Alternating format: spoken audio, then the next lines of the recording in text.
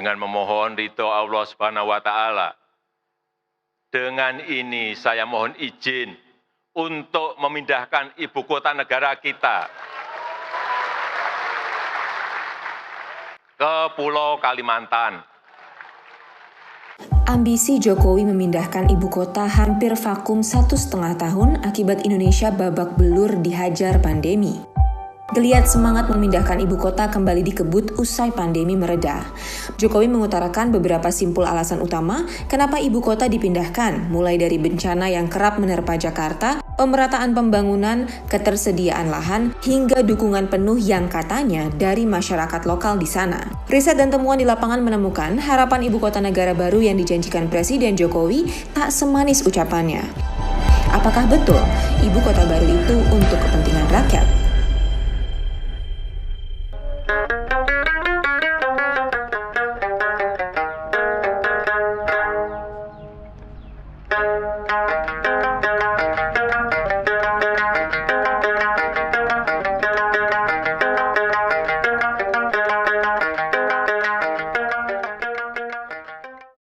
Ada pertanyaan, kenapa di Kaltim? Resiko bencana minimal.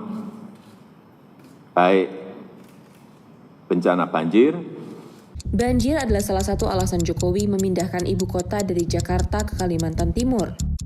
Ruang lingkup wilayah perencanaan ibu kota negara atau IKN terbagi jadi 3 wilayah.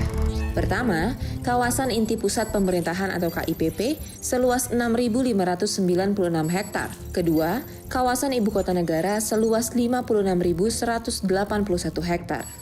Ketiga, kawasan pengembangan IKN dengan luas 256.142 hektar. Secara garis besar, wilayah inilah yang akan dikelola Badan Otoritas IKN. Pada fase awal, kegiatan konstruksi besar-besaran akan fokus di area ini. Klaim Jokowi soal ibu kota baru bebas banjir memang benar adanya. Di wilayah pusat pemerintahan ini, muskil terjadi banjir. Ya, kondisi topografi memang daerah perbukitan. Dari peta topografi ini terlihat banjir sih memang tidak terjadi di sini, tapi banjir parah mengancam di pedesaan di bawahnya. Dan itu sudah terjadi sekarang.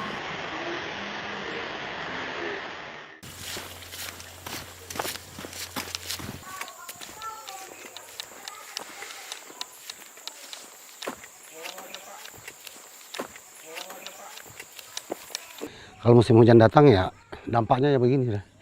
Masyarakat di sini habis ini. Harus dipindahkan ke gunung semua. Kalau pas datang banjir besar karena di sini harus setengah rumah semua ini ketinggian airnya. Nah, dengan dua sungai ini kan.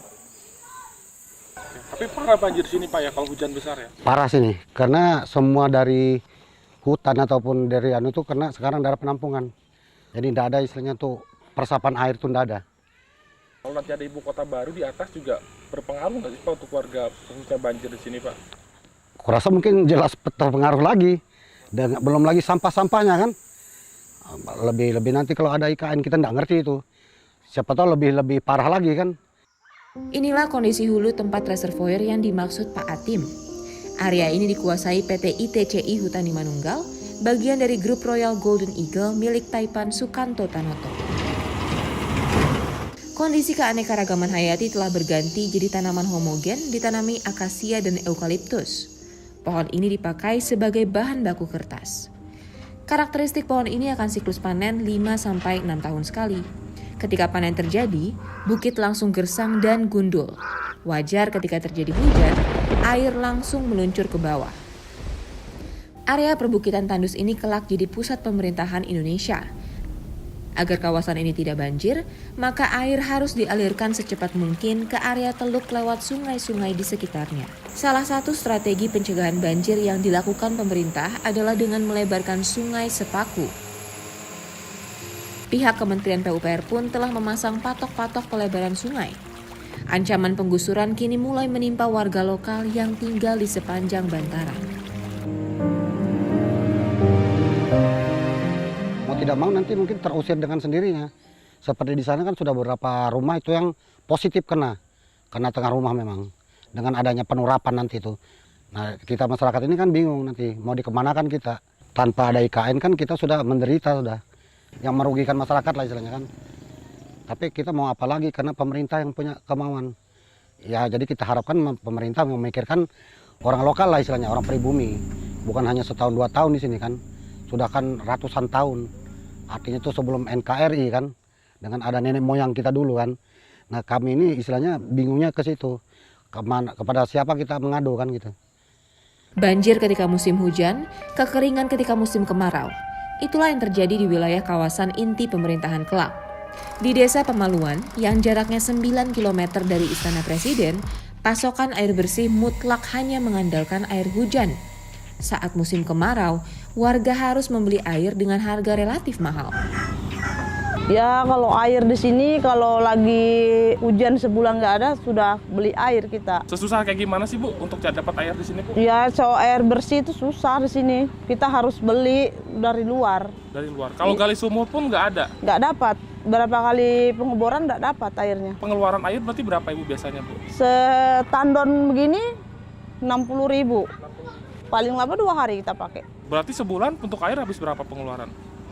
Sampai 600-an, 800-an sebulan untuk air aja itu. Itu air untuk konsumsi diminum atau di mandi? Itu untuk mandi, nyuci aja. Ya kalau untuk air bersih beda lagi harganya. Harganya beda lagi? Iya beda lagi. Berapa itu? Dia sekitar 80-90-an. Kemana Bu misalkan kalau beli air? Kalau beli airnya di bagian wilayah bawah. Berapa kilo dari sini beli air? Sekitar 8 kilo sampai 9 kilo. Itu apa? Bawanya pakai apa? Pakai ini. Harus pakai mobil? Iya pakai mobil. Kalau yang nggak punya mobil berarti gimana? Beli sama yang punya mobil. Bayar lagi itu? Iya bayar lagi. Kita bayar. Riset BPPT pada 2020 menyebut ada masalah terkait ketersediaan air baku di Ibu Kota Baru Kelak.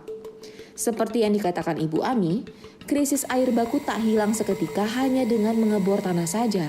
IKN terletak pada perbukitan lipatan yang tersusun oleh batuan pasir, lempung, dan batu bara. Lazim seperti daerah kaya batu bara, karakteristik tanahnya jelek dalam menyerap air. Terlihat dari peta hidrologi BPPT ini, potensi air tanah di wilayah IKN sangat rendah.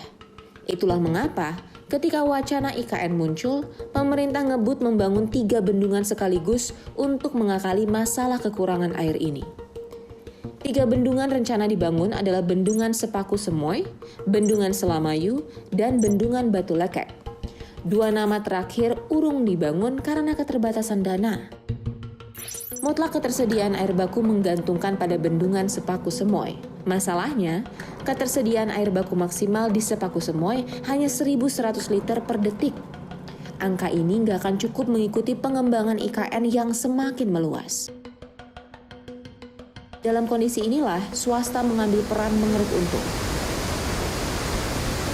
PT Arsari Tirta Pradana, perusahaan milik Hashim Joyo Hadikusumo yang juga adik Menteri Pertahanan Prabowo Subianto, jadi pemain penting memasok air minum IKN. Mereka akan membangun bendungan di dalam area konsesi HGU milik PT ITCI Kartika Utama. Perusahaan kayu ini juga dimiliki Hashim. Secara fisik kontur alam tak sulit membangun bendungan di area ini. Sebab topografi wilayahnya yang sudah berupa embung bisa terlihat dari citra satelit ini. Kapasitas air baku dipasok dari bendungan milik adik Prabowo ini berkisar 4.000 liter per detik atau lebih besar ketimbang air baku yang dipasok pemerintah. Tak hanya benefit dari bendungan, keluarga Prabowo juga akan dapat keuntungan dari sektor pelabuhan. Dalam dokumen presentasi rencana tata ruang IKN yang disusun Bappenas, terungkap proses konstruksi di fase awal akan bergantung pada 2 pelabuhan milik swasta di Teluk Balikpapan. Pelabuhan ITCI Kartika Utama ini sudah lama tak dipakai karena aktivitas logging kayu yang sudah habis. Nantinya, pelabuhan terbengkalai ini akan sibuk dengan hilir mudik kapal-kapal besar membawa muatan konstruksi IKN. Begitupun juga dengan pelabuhan ITCI Hutani Manunggal milik Sukanto Tanoto. Pelabuhan ini jadi akses utama mengangkut kayu bahan baku dari Sepaku menuju pengolahan kertas April Group di Riau.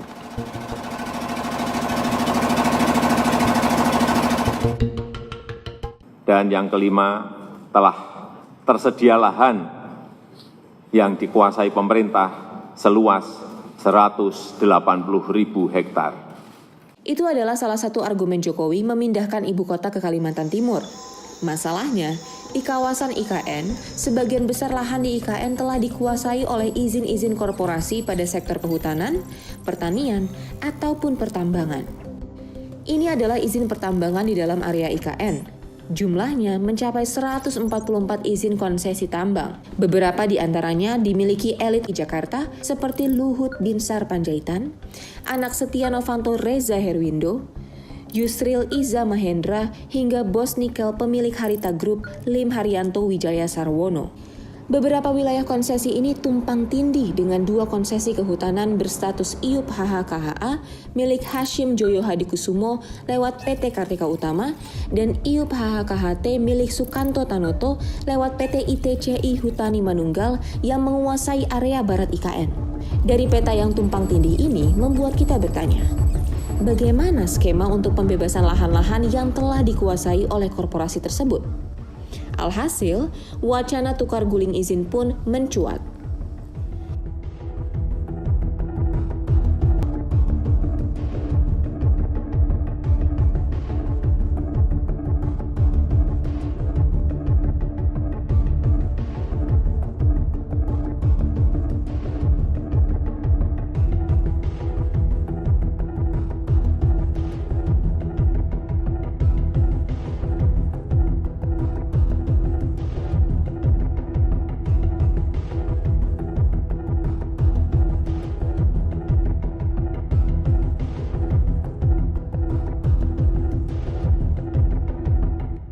Soalnya yang menyoroti itu Pak, menyoroti kelompok-kelompok grup-grup konglomerat yang akan mendapat rezeki nomplok. Oh tidak, dengan ini. Tidak ada penggantian kepada pengusaha pemilik kegiatan bisnis HTI di situ.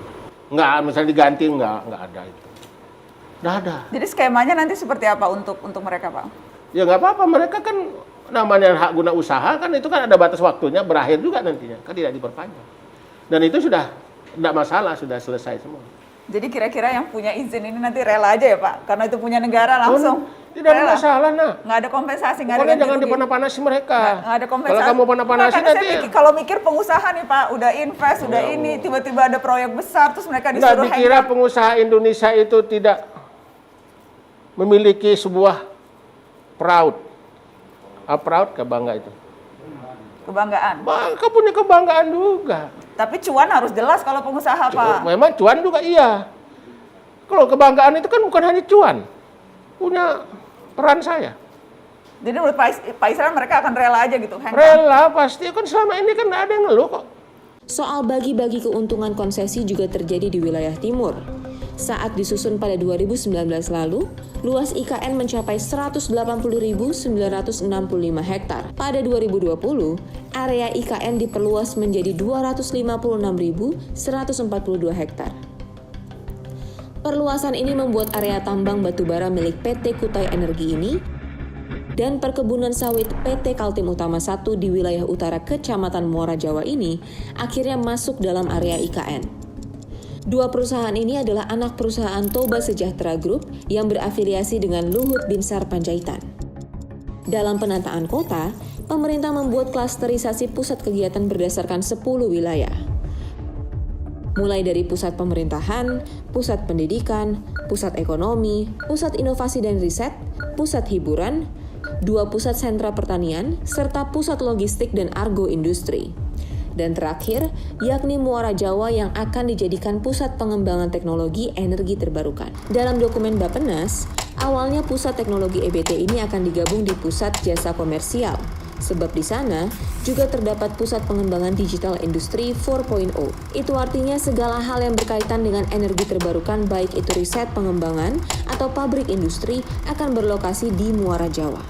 Dan disinilah pusat industri mobil listrik itu akan berkembang.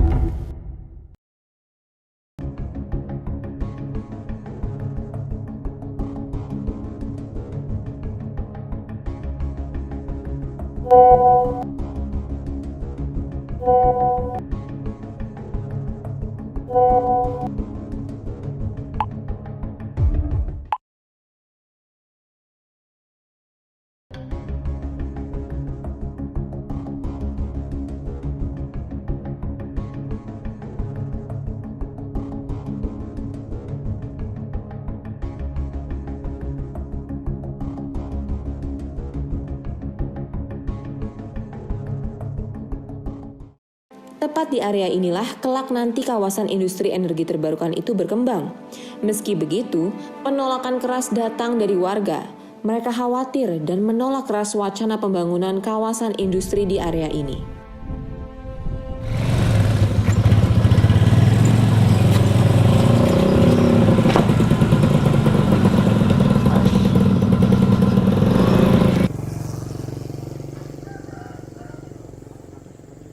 Ada kekhawatiran nggak sih Pak ketika misalkan Muara Jawa menjadi salah satu bagian dari IKN Pak? Jelas, kalau wawancara di warung kopi itu dari mulut ke mulut, jelas kami merasa khawatir. Ketidakmampuan SDM kami yang lemah dan lebih rendah daripada di pulau lain, itu yang mengakibatkan kami itu tidak percaya diri. Kami mungkin enaknya 20 tahun aja, kemudian anak cucu kami nanti sudah kalah persaingan. Kekhawatiran ditimbulkan IKN tak hanya dirasakan warga di darat. Masyarakat pesisir di Teluk Balikpapan juga merasa ketar-ketir. Teluk Balikpapan akan jadi jalur akses masuk konstruksi dan distribusi barang menuju IKN. Ekosistem flora dan fauna kian terancam dengan aktivitas manusia yang semakin masif.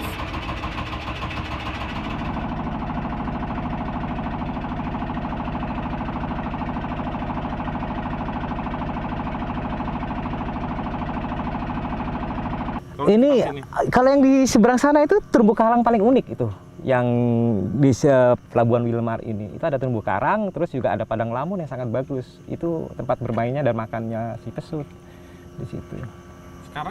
Sekarang sudah susah pesutnya. Terumbu karangnya juga sudah mulai rusak. Sebenarnya industri boleh, cuma harus ada aturan konsorsium yang membuat mereka tahu bahwa mana yang harus dirusak dan mana harus tidak gitu. Harus ada aturan itu. Nah, selama ini mereka saya lihat tuh selalu meluas-luaskan areanya industrinya.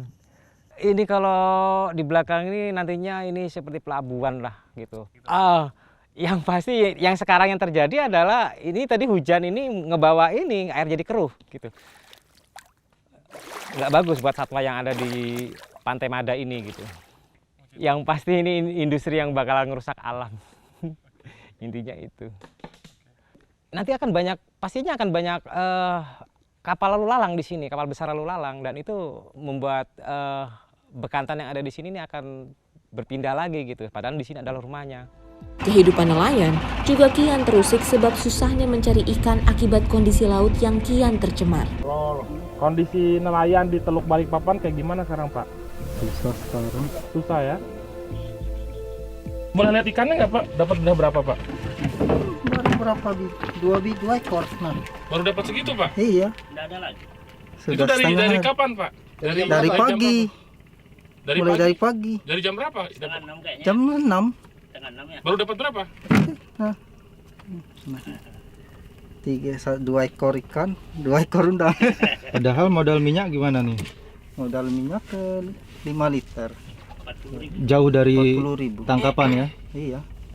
Nggak nutup sama sekali, malah rugi ya? Nggak nutup, malah rugi.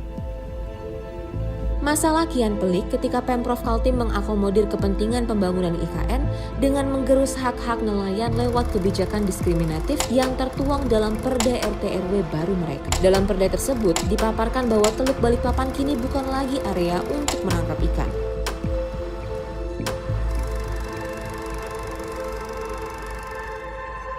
Yang baru disahkan oleh Mendagri dan kemarin telah diputuskan oleh Pansus DPRD Provinsi Kaltim, itu salah satu keputusannya adalah wilayah Teluk Balikpapan itu tidak menjadi wilayah tangkapan nelayan tradisional dan masyarakat pesisir. Dan saya makanya tanya sama Pak Mukmin, Pak sama Ansa, apakah Bapak pernah dimintai pendapatnya soal itu, dimintai persetujuannya soal itu? Kok bisanya dilarang? Tahu kalau di Perda Kaltim. Nah itu sudah itu kita belum ada begitu itu. Berarti tidak masuk di sini ya? Iya. Ya menurut Bapak gimana itu? Nangkap ikan di luar itu kan kapal besar. Kalau kayak begini mau ke laut sama aja bunuh diri. Berarti Bapak baru tahu ini? Baru ini Pak, dari Bapak. Tidak pernah kita dipanggil oleh RT kelurahan, tidak pernah.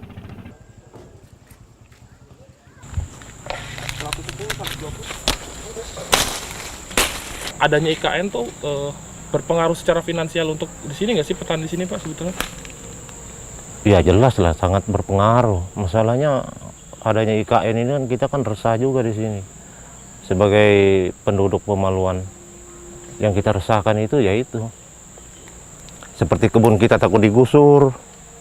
Cuma penghasilan kita kan cuma berkebun aja yang bisa kita kerjakan. Selain berkebun kan tidak bisa. Kita tidak punya skill, tidak punya pendidikan, bisanya cuma berkebun aja. Oke. Tapi dengan berkebun itu sebetulnya secara kehidupan Bapak, hidupin anak istri itu sudah cukup? Ya alhamdulillah, lebih daripada cukup, kita bisa nabung kan. Ya, ketimbang kalau misalkan bekerja gitu, menjadi bekerja perusahaan orang lain itu lebih menguntungkan mana sebetulnya Pak? Kalau saya pribadi sih ya lebih menguntungkan kita berkebun Ketimbang kerja di perusahaan kan. Tapi Bapak sebetulnya menolak atau mendukung Pak di Ibu Kota Baru Pak? Nah, Saya sih menolak. banyak sebenarnya memang penelayan nolak memang. Banyak nolak. Gak mau kerja apa kita kalau sudah rusak di sini kan? Cuma ini aja ke kami bertahan itu nelayan. Tapi nggak pernah juga ditanya gitu, nelayan-nelayan ditanya setuju atau tidak dengan Ibu Kota Baru itu pernah? Belum ada Pak. Barusan kita nanya begini. Barusan kita ya. Sudah banyak, kita belum pernah katanya. Tapi memang benar nelayan menolak ya? Iya, menolak. Setuju nggak sih dengan adanya proyek IKN di sini? Nggak setuju. Sangat tidak setuju. Kenapa sangat tidak setuju? Ya merusak satwa itu untuk keberlangsungan keberadaannya. Soal IKN ini Pak, harapan Bapak gitu Pak? Harapan saya sih semoga aja nggak jadi. Jelas kami sudah kalah. Mungkin anak cucu kami nanti mungkin ada nanti tuh seperti orang Betawi juga tidur di kolong jembatan, ngumpul barang bekas. Artinya jadi penonton lah di kampung sendiri.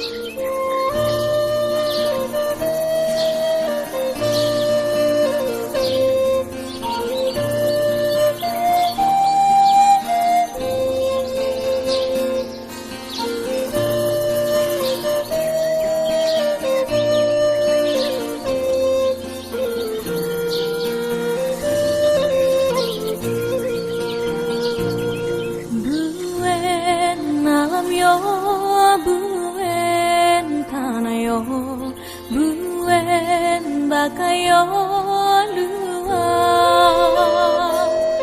buen tundenyo, buen nadatyo, buen tradisio.